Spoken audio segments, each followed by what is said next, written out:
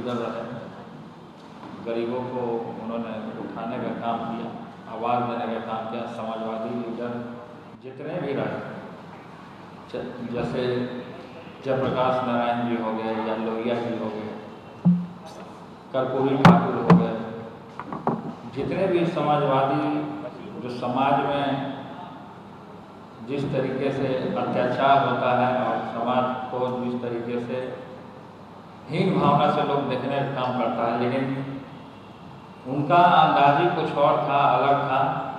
तो हमने दिल्ली से जब उनको ले जाया जा रहा था, उससे पहले तो हम भी थे उसी दौरान, तो हमारे उसी समय हमारे दिमाग में आया कि समाजवादी जितने भी नेता रहे या जिनकी विचारधारा हम लोग से मिलती जुलती है, सामाजिक न्याय में, जो आदरणीय पिताजी का सामाजिक न्याय है और हमारे पिताजी के बहुत करीबी रहे, हमारे परिवार के भी रहे, तो इसलिए हमने सोचा कि उनका तस्वीर जितने भी महागठबंधन के लोग हैं वो अपने अपने कार्यालय में लगाने का काम करें और उनसे हम नौजवान प्रेरणा देने का काम करें कि हमें भी किस तरीके से काम करना चाहिए, किस तरीके से समाज को लेकर के चलना चाहिए, किस तरीके से समाज के लोगों का और जो आवाज़ है उसको, जनता का जो आवाज़ है उसको हमको किस तरीके से सदन तक ले जाना चाहिए।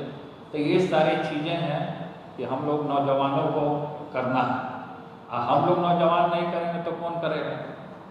तो इसलिए हमने आज राजद कार्यालय में अपने हाथ से तस्वीर को लगाने का काम किया और हम लोग प्रेरणा देते रहे शुरू से। हमें समय समय पर उन्होंने मार्गदर्शन भी देने का काम किया है। हम जब उनसे मिलते थे तो वो बहुत अच्छे तरीके से हमको अपने जिस तरीके से पिताजी हमको समझाने का काम करते थे उसी तरीके से वो समझाने का काम करते थे। तो इसलिए हमने जितने भी समाजवादी लीडर हैं उनको हमने आगे लाने का काम। प्रताप जी, ललन सिंह ने प्रधानमंत्री मोदी को लेकर, देखिए अब उन्होंने क्या कहा है, इन चीज़ों से बचना चाहिए, इन बयानबाजियों से खासकर बचना चाहिए और जो जिम्मेवारी हमें मिली है उस जिम्मेवारी को महागठबंधन को निभाना चाहिए। तो हम तो कहेंगे कि नरेंद्र मोदी जी पे जो इस तरीके से जो कमेंट आया, एक तो समझिए कि प्रधानमंत्री हैं, सब लोग जानता है कि प्रधानमंत्री जो पोस्ट है, तो पॉलिटिकल बयानबाजी क्या चलता है क्या नहीं चलता है वो तो समय पर चलता रहता है, लेकिन इस तरीके के बयान से हम तो कहेंगे कि इस तरीके के बयान से बचना चाहिए लोगों को। केवल ललन सिंह जी को ही नहीं, तमाम लोगों को हम बोलना चाहिए। बीजेपी माफी मांगने की बात करती है, बीजेपी कह रही है कि माफी मांगना चाहिए जेडीयू को और ललन सिंह को। देखिए वो उनका मामला है, हमारा मामला नहीं, वो उनका मामला है। वो क्या करते हैं क्या नहीं करते हैं, सीनियर हैं और महागठबंधन की टीम क्या करती है। मेरे ख्याल से जो हमारा सुझाव होगा इन बयानों से बचना चाहिए। जनता के बीच आप रहते हैं, 2 सीटों पर उपचुनाव होने हैं, 2 सीटों पे जो मोकामा में और जो गोपालगंज में जो होना है वो अपना पक्का होगा जीत और हम पूरे तरीके से उसमें हम लोग दोनों भाई मेहनत करने का काम करेंगे। आप जाइएगा प्रचार में? अरे स्टार प्रचारक में मेरा नाम है तो जाएंगे नहीं, और तो हमको तो खुद जाना है गोपालगंज। हम खुद जब टिकट जो दिला रहा था तो हम तो थे वहीं मौजूद थे हम। अब संगठन के लोग हैं, अपने लोग हैं तो नहीं जाएगा, बाहर ही चला जाएगा, जाएगा नहीं जाएगा। बीजेपी सवाल उठा रही है अरन सिंह की पत्नी को आप लोगों ने चुनावी मैदान में आगे किया है मोकामा से, कह रही है कि बाहुबली को पत्नी को आगे कर कहीं ना कहीं छवि राजद अपनी बता रही है। देखिए कौन क्या है, कौन किसके ऊपर उंगली उठा देता है, कौन किसको बोल देता है। गालियाँ तो हमारे पिताजी को भी लोगों ने देने का काम किया, झूठे मुकदमे में फंसा करके जो जेल भेजने का काम हुआ। विरोधी तो बोला कि चारा खा गया, चारा चोर बोलता बीजेपी, बहुत तरीके का जो है अपशब्द का प्रयोग करता है, बहुत तरीके का आरोप लगाने का काम करता है और झूठा मुकदमा भी करता है। हम तो कहेंगे कि जो किसान भाई है, जो मजदूर है, जो लेबर क्लास है, उस पर भी झूठा मुकदमा करके उन लोगों ने फंसाने का काम किया। आखिर किसान जो हमारे जो जंतर मंतर पर जो फांसी लगा है, जो किसान भाई आखिर क्यों लगा, तो झूठा मुकदमा लोग लगा देता है, झूठा मुकदमा कर देता है। अब किसके ऊपर क्या मुकदमा चल रहा है, लेकिन जनता तो पसंद कर रही है। ये आप या हम तो नहीं कहेंगे। अब उनको उतारा गया है उस पर, तो जनता तय करेगा कि कौन क्या होगा। आनंद सिंह को भी झूठे मुकदमे में फंसाएंगे, आपको लग रहा है?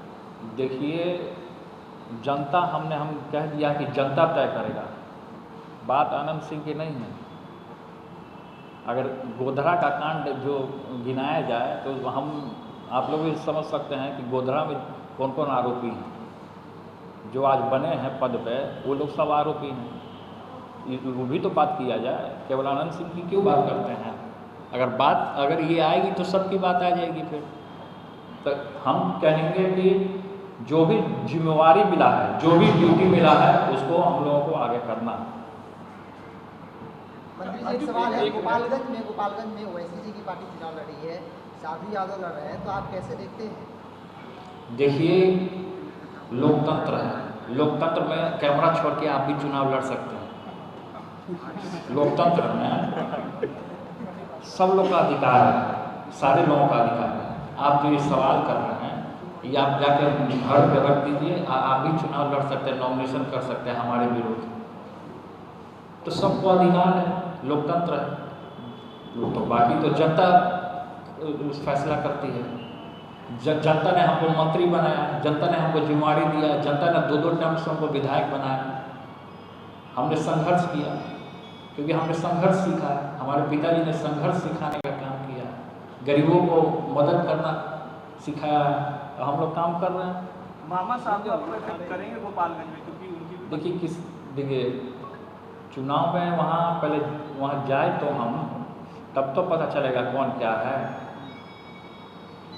अब पैराशूट कैंडिडेट आ जाएगा, आज जो सालों साल से एड़ी छोटी एक करके जो मेहनत कर रहा है, जो खून पसीना बहा रहा है, वो तो जनता ने देख रहा है। जनता के लोकतंत्र है ना जी, राजतंत्र तो है नहीं, लोकतंत्र है। अब लोकतंत्र में तो जनता मालिक होती है। अगर जनता चाहेगी तो आपको जिता देगी, जनता चाहेगी तो हमको जिताएगी, तो लोकतंत्र है। अब तो जब होगा, जब कैंपेन में हम जाएंगे, उस समय पता चलेगा।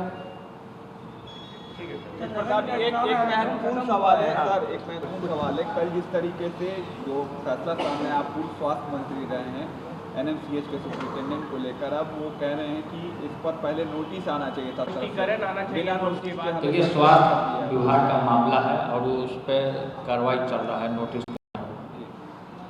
सर, नगर निकाय चुनाव में जिस तरीके से आरक्षण खत्म हुआ है, उसमें भाजपा जो है आप लोगों को विरोधी बता रही है। क्या बता रही है? आज पार्टी विरोधी बता रही है आप लोगों को। देखिए, अभी हम तो काम कर रहे हैं, पर्यावरण से रिलेटेड जो सवाल है वो कर रहे हैं, क्योंकि जो जिम्मेवारी हमको मिला, भाजपा क्या कर रही है, नहीं कर रही है, भाजपा अपने घर में कर रही है। पब्लिक के बीच में तो कुछ दिख नहीं रहा है। पब्लिक ने जो भाजपा सरकार, उसको नकार दिया बिहार से। हम तो भविष्यवाणी भी कर देते हैं। पिछला बार भविष्यवाणी किए थे चाचा जी का, और चाचा जी आज हमारे साथ हैं। अब फिर हम आपके सामने हैं, और चैनल के लोग हैं, ये भी हम भविष्यवाणी कर रहे हैं, केंद्र में महागठबंधन का झंडा लहरेगा। डेंगू के बढ़ते प्रकोप को लेकर आपके विभाग को भी जिम्मेदारी दी गई है कि फॉर्म में पर्यावरण भी साथ रहे। देखिए, हम लोग अपने डिपार्टमेंट को, चाहे पॉल्यूशन कंट्रोल बोर्ड है, जो पॉल्यूशन होता है, एयर पॉल्यूशन होता है, वो भी बोर्ड हमारे अंडर में है, उसकी जिम्मेवारी हमें मिली, तो हम लोग इसमें फील्ड में काम कर रहे हैं। अब पर्यावरण में भी हम लोग काम कर रहे हैं, जल जीवन हरियाली में भी हम लोग वृक्षारोपण जहाँ नहीं है वहाँ रोड के किनारे पेड़ लगाना, वृक्षों को बचाना, तो ये सब जंगल को बचाना, क्योंकि वृक्ष अगर नहीं रहेंगे तो हम कहाँ, पीपल का पेड़ लगाना चाहिए, नीम का पेड़ लगाना चाहिए, जिससे ऑक्सीजन मिलता है लोगों को। अभी नया एक आदमी हमसे मिला कि एयर प्यूरीफायर लगाने के लिए सब जगह, तो उस पर भी हम थोड़ा सा अभी उस पर डिस्कस कर रहे हैं। उस पर भी हम बैठक करेंगे कि एयर जो पॉल्यूशन होता है, जो पूरे तरीके से फैलता है, जिससे तरह तरह की बीमारियां होती है, उसको ख़त्म करने के लिए भी हम लोग पहल कर रहे हैं। एक आखिरी सवाल, आप बहुत मुखर तरीके से और दिमागी से अपनी बातों को रखते हैं। जगदानंद करके आपका क्या मानना है, जो खबरें चल रही हैं या नाराज चल रहे हैं, तो क्या सच में जगदानंद सिंह नाराज चल रहे हैं? देखिए, वो जो मामला है वो पिताजी देख रहे हैं, वो क्या है क्या नहीं है जगदानंद सिंह जी का, उससे हमको कोई लेना देना नहीं है। हमें अपना काम करना है। लग रहा है कि वो नाराज आप चाहते हैं कि जगदा बाबू आए फिर से पार्टी कार्यालय? मेरी बात हुई है, बोली तो आपके सामने, अभी हम लगा के कॉल करके बात कर लेते एक हैं। बार लगा दिया जाए सर। हमने बात भी किया है और वो बोले हैं कि हम आएंगे।